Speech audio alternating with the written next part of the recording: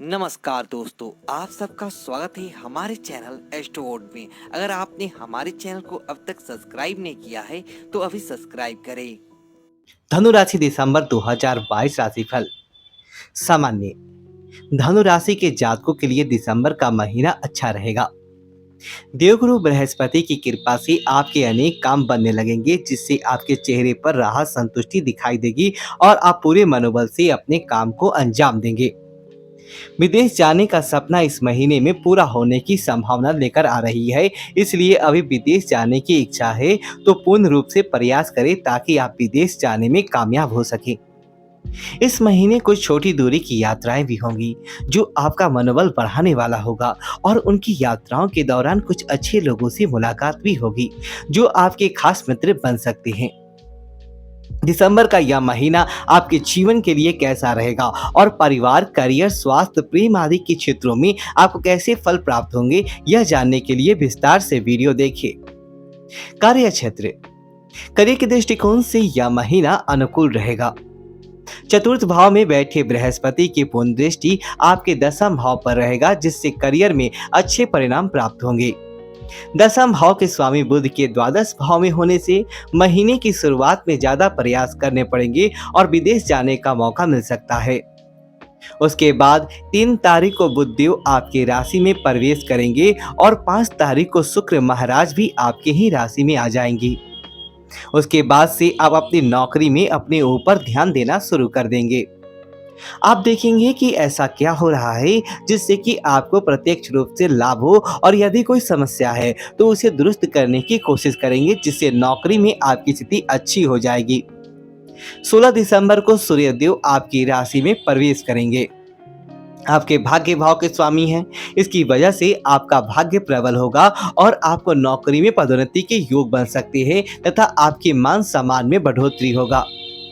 यदि आप व्यापार करते हैं तो महीने की शुरुआत थोड़ी सी कमजोर रहेगी, क्योंकि 7वें भाव का स्वामी शुक्र के साथ रहेगा और साथ में सूर्य की भी युति होगा, जिसकी वजह से व्यापार में कुछ चुनौतियां रहेंगी। लेकिन जैसे ही बुध आपकी राशि में प्रवेश कर जाएंगे और वहां से सप्तम भाव को देखेंगे तो आपको समस्याओं में कमी आएगी और आपका व्यापार फलने फूलने लगेगा।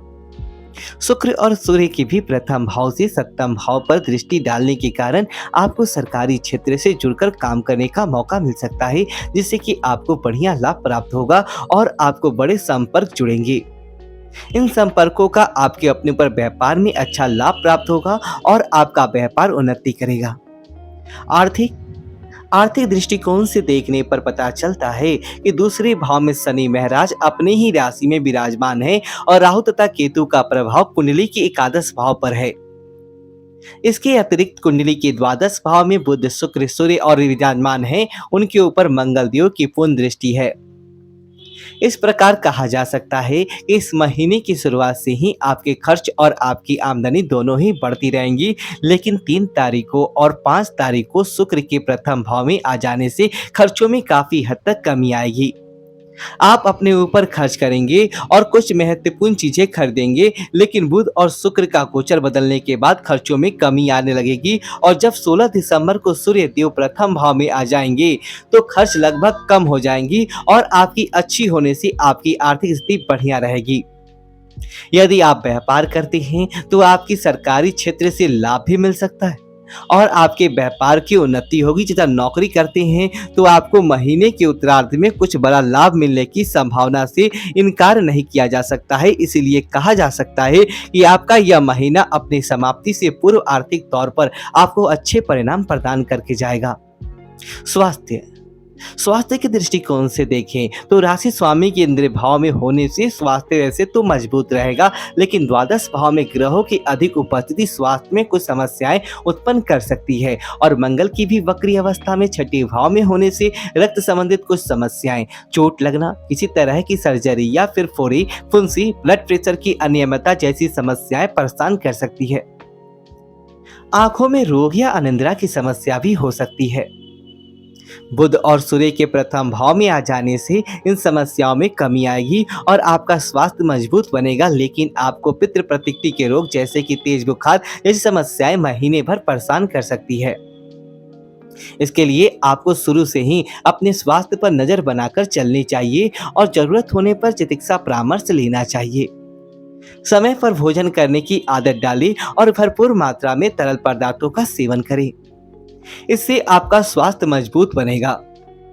प्रेम और वैवाहिक, यदि प्रेम संबंधों पर ध्यान दिया जाए तो पंचम भाव में राहु महाराज की उपस्थिति होने से आप प्यार के मामले में परवाह रहेंगे, यानी कि आप किसी अन्य व्यक्ति की परवाह नहीं करेंगे और जिनसे प्रेम करते हैं अपने उन प्रियतम पर ज्यादा से ज्यादा समय खर्च करना चाहेंगे, उनके साथ समय बिताना चाहेंगे।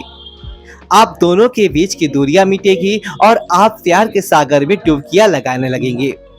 आपका प्यार परवान चढ़ेगा और आपको किसी अन्य व्यक्ति की परवाह नहीं रहेगी। ऐसे में आपको मर्यादित आचरण करने की सलाह दी जाती है, क्योंकि द्वादश भाव में बुध शुक्र के साथ सूर्य और मंगल का प्रभाव होने के कारण आप गलत दिशा में आगे बढ़ते हैं तो आपको मानहानि का सामना भी करना पड़ सकता है। अपने रिश्ते को प्रेम से भरा रहने के कारण मर्यादित बयाने रखने से आपको सुख और प्रेम की प्राप्ति होगी। महीने की उत्तरार्ध अनुकूल रहेगा और इस दौरान आपके दिल में प्यार कूट कूट कर भरा होगा, जिसके परिणाम स्वरूप आपका रिश्ता मजबूत होगा। यदि विवाहित लोगों की बात की जाए तो कुंडली में सप्तम भाव के स्वामी बुध महाराज हैं, जो कि द्वादश भाव में शुक्र और सूर्य के साथ स्थित हैं, जिससे आपके बीच में प्रेम और अंतर संबंधों की बढ़ोतरी रहेगी।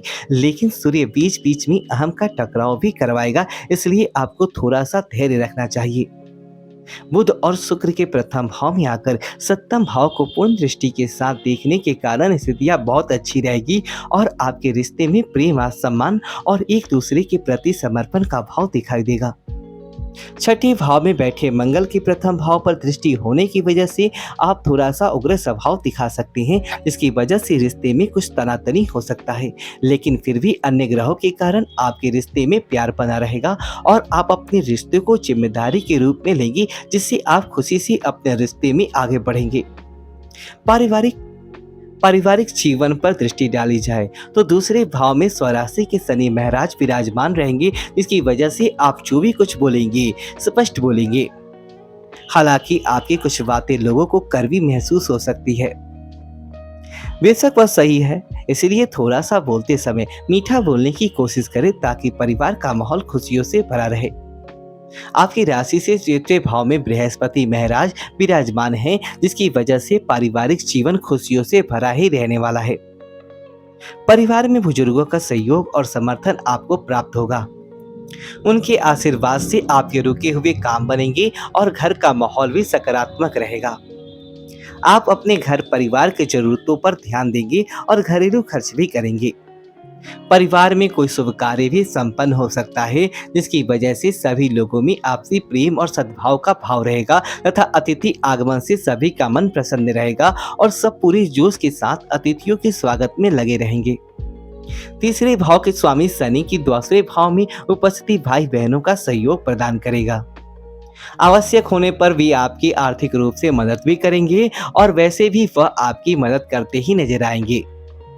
बस उनके स्वास्थ्य का ध्यान रखना आवश्यक होगा। उपाय: मंगलवार के दिन पीले रंग के कागज पर लाल रंग से श्री हनुमान चालीसा लिखकर उसका पाठ करें। बृहस्पतिवार के दिन माथे पर हल्दी का तिलक लगाएं और केले के वृक्ष को जल चढ़ाएं। रविवार के दिन सूर्य देव को तांबे के पात्र से अर्घ दें और उसमें थोड़ा कुमकुम मिला लें। परिवार के बुजुर्गों का सम्मान करें, किसी से झूठ ना बोले और भगवान श्री हरि विष्णु जी की उपासना करें।